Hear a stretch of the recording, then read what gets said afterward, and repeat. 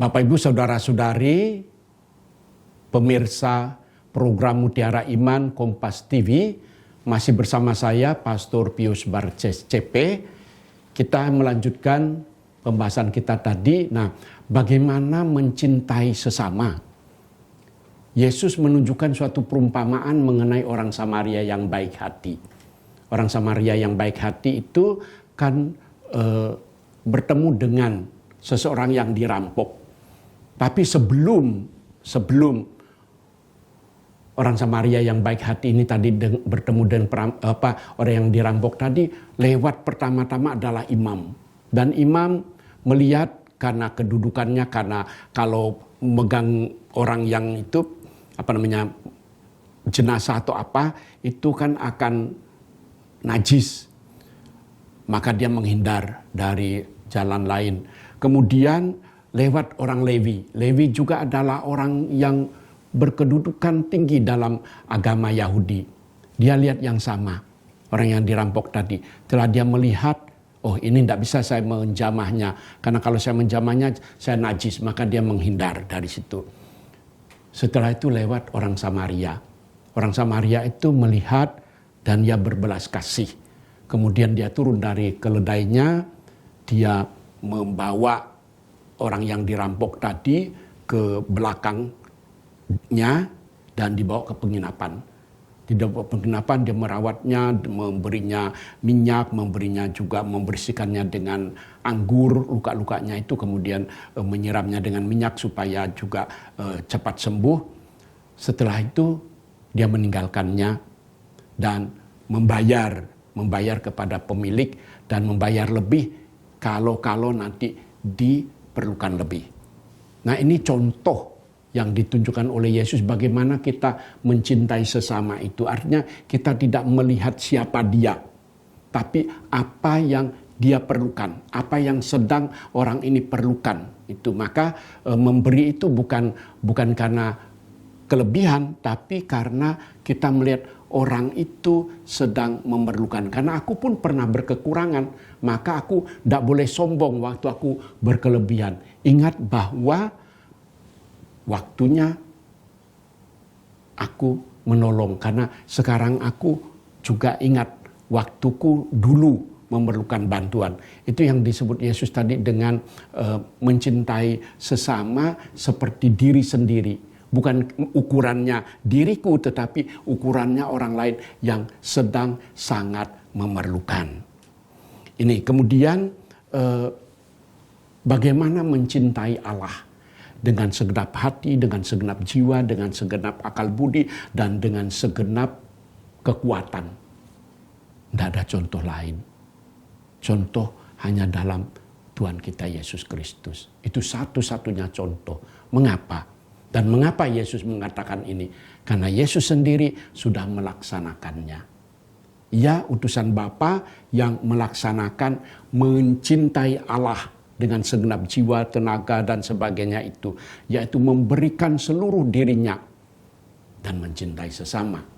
Kita ingat bahwa Yesus berkeliling dari desa ke desa, dari kota ke kota, bertemu dengan segala orang yang dalam macam-macam keperluan.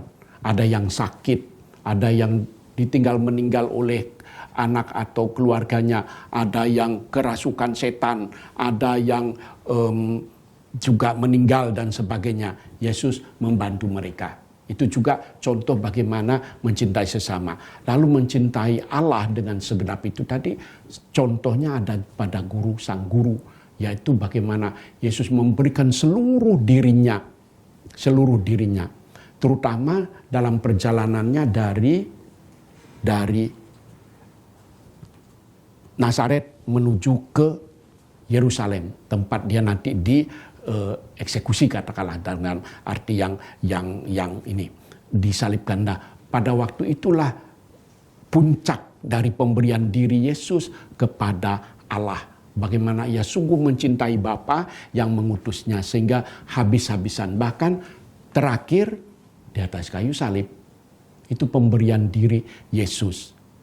Nah, contoh seperti ini yang menjadi bukan hanya inspirasi tetapi menjadi pegangan, pedoman dan juga sekaligus ya contoh itu bagaimana kita memberikan diri untuk mencintai Allah dengan segenap hati, dengan segenap jiwa, dengan segenap akal budi dan dengan segenap tenaga.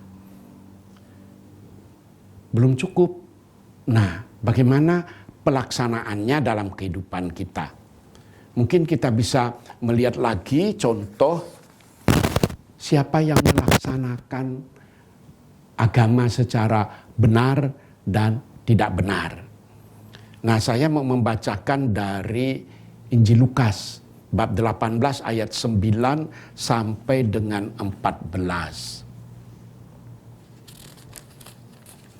Dan kepada beberapa orang yang menganggap dirinya benar dan memandang rendah semua orang lain, Yesus mengatakan perumpamaan ini. Ada dua orang pergi ke bait Allah untuk berdoa. Yang seorang adalah Farisi dan yang lain pemungut cukai. Orang Farisi itu berdiri dan berdoa dalam hatinya begini. Ya Allah, aku mengucap syukur kepadamu karena aku tidak sama seperti seorang lain, bukan perampok, bukan orang lalim, bukan pezina, dan bukan juga seperti pemungut cukai ini. Aku berpuasa 2 kali seminggu. Aku memberikan 1/10 dari segala hasilku, tetapi pemungut cukai itu berdiri jauh-jauh. Bahkan ia tidak berani menengadah ke langit. Melainkan ia memukul diri dan berkata, Ya Allah, kasihanilah aku orang berdosa ini. Aku berkata kepadamu, orang ini pulang ke rumahnya sebagai orang yang dibenarkan Allah dan orang lain itu tidak. Sebab barang siapa meninggikan diri, ia akan direndahkan, dan barang siapa merendahkan diri, ia akan ditinggikan. Saudara-saudari pemirsa yang terkasih, ini salah satu contoh bagaimana kita menghayati kehidupan beragama kita. Bagaimana kita menyembah Allah yang esa itu. Dua contoh, orang yang dibenarkan dan orang yang tidak dibenarkan. Kita berangkat dari kutipan Lukas tadi, orang yang tidak dibenarkan, yaitu orang yang merasa benar dan memuji dirinya, aku berpuasa, aku berdoa, aku memberi sedekah, aku, dan sudah. Dia membenarkan diri di hadapan Allah. Yesus mengatakan, orang ini pulang sebagai orang yang tidak dibenarkan. Dan sebaliknya, pemungut cukai itu karena tahu diri, dia menyadari siapa dirinya, dia bukan hanya jauh dari katakanlah panti imam atau tempat Maha Kudus di situ, tapi dia tunduk dan menepuk dadanya. Kasihanilah aku orang yang berdosa ini.